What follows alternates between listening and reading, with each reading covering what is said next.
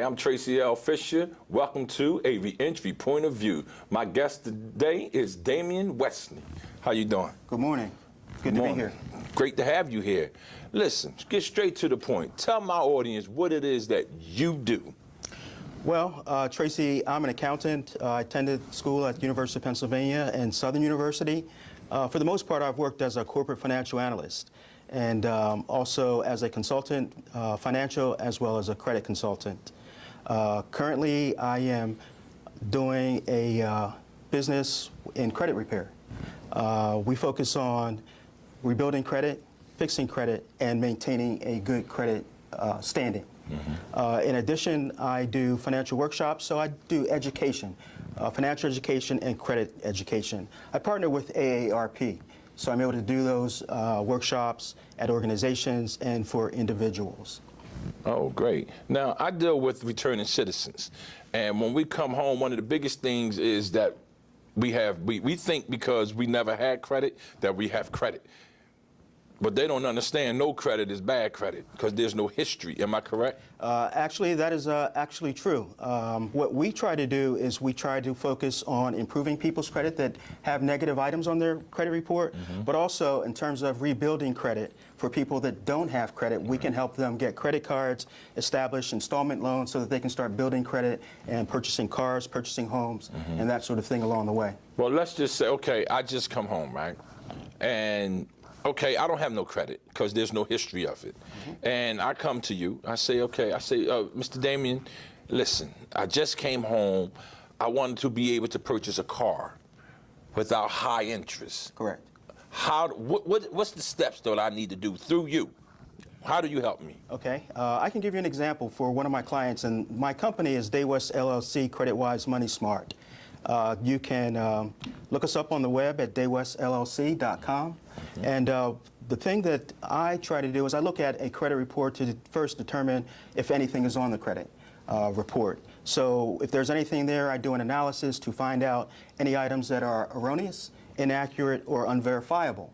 If we find any of those items, we are able to dispute those to the credit reporting agencies. That would be Equifax, TransUnion, or Experian, and also through the creditor, Right. so that we can get those negative items deleted if they are erroneous, inaccurate, incomplete, or unverifiable. Now, I had a client who had, she had 3 negative items that were inaccurate. So we had to come up with a game plan, because once we had those deleted, she would have 0 items on her credit report, similar to what you're saying of someone coming out of being incarcerated. So we had to rebuild her credit. I had to help her get credit cards, also help her get installment loans, and in doing so, her credit score went down initially to 444 points. And just in 5 months, I got her from a 444 to a 628.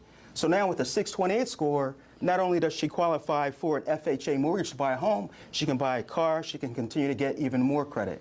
So that's what I could do for people that are formerly incarcerated, is to help them rebuild their credit. Now, on the other hand, for people that are interested in developing a business, I can help them get new credit in a business name.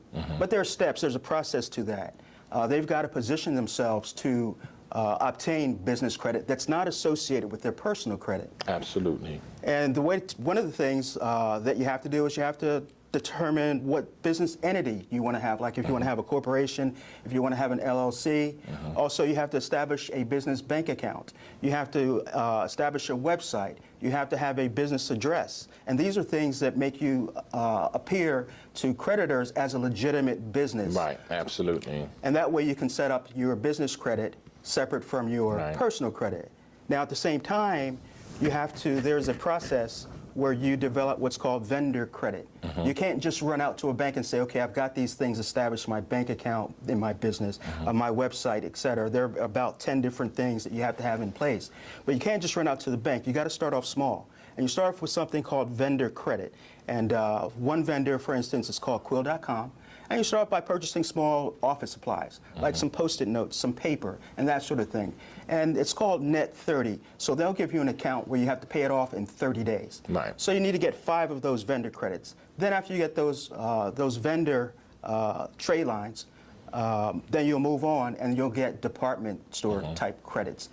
For instance, with Office Depot. Right. And you get 5 of those. So now you have 10 trade lines. And at that point, you'll start receiving notifications in the mail from Visa, from American Express, right. from MasterCard. And then you'll start developing the real credit. And then from there, you'll start to open up credit accounts through your banks. And you can get loans. And this will be all in your business name rather than your personal credit. Right, absolutely. Now, the key to that is that protects your personal assets when you open up this credit in your business name.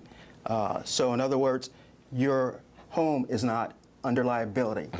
Your car is not under liability. So if your business is sued, you still are not liable in terms of your personal assets. Now, let me ask you this. Now, is all that just for if I just have a LLC, or what if I have a nonprofit? Can that work as well, or it just have to be a for-profit? No, actually that will work for a nonprofit as well. Okay. Now, what I like to do is I like to talk about, just if I may, credit scores. Sure. Because that's pretty important.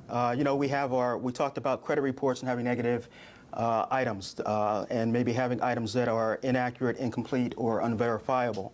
Well, everything that's on your credit report is pretty much, it's tallied. It's kind of like if you take an exam and you have everything on the exam, but then at the end of the day, you get a grade. And that's what a credit score is. It's your grade based on what's on your credit report. Now, there are 5 key components that a lot of people just aren't aware of that are used to develop the credit score. One is on-time payments. Are you paying your bills every month on time, or are you missing a month? Having late payments. Of course, the late payments are going to be a derogatory item, so it's going to drop your credit score. The other is debt.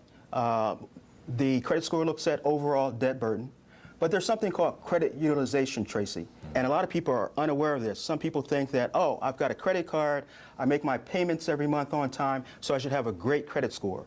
Well, in fact, with something called the credit utilization score, it looks at how much are you spending versus your limit. The credit reporting does not look at income, but it does look at how much you're spending versus your limit. Explain that as far as the limit and the spending part.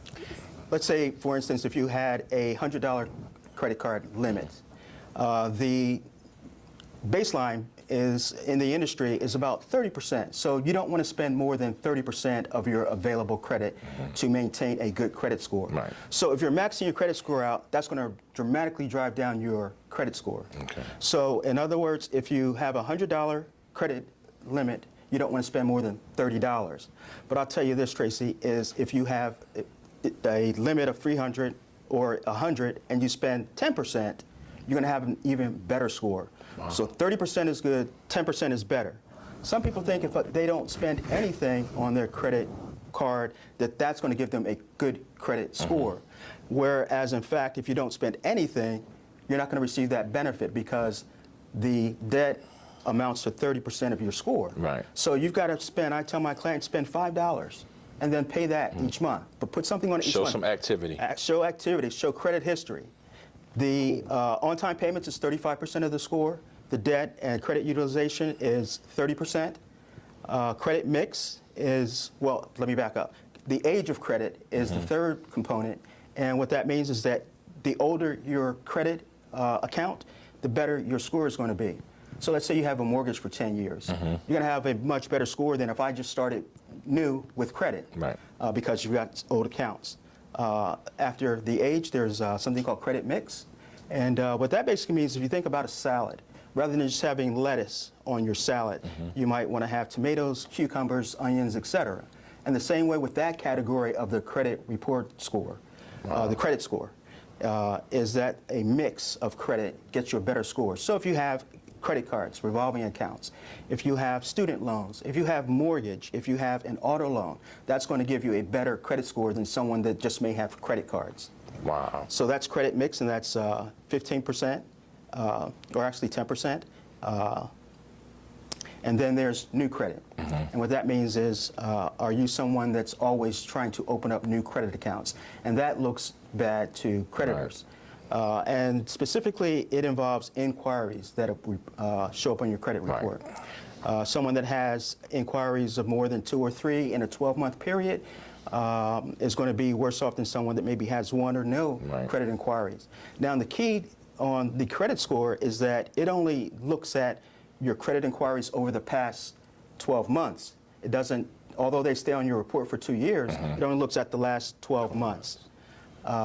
So you want to have as few inquiries as possible. The situation where someone may be searching for an auto loan or a student loan or a mortgage, where you're going to be looking at different options and maybe doing several inquiries, those inquiries are actually grouped together as one. So let's do this, because I know that my audience is going to want to be able to reach you.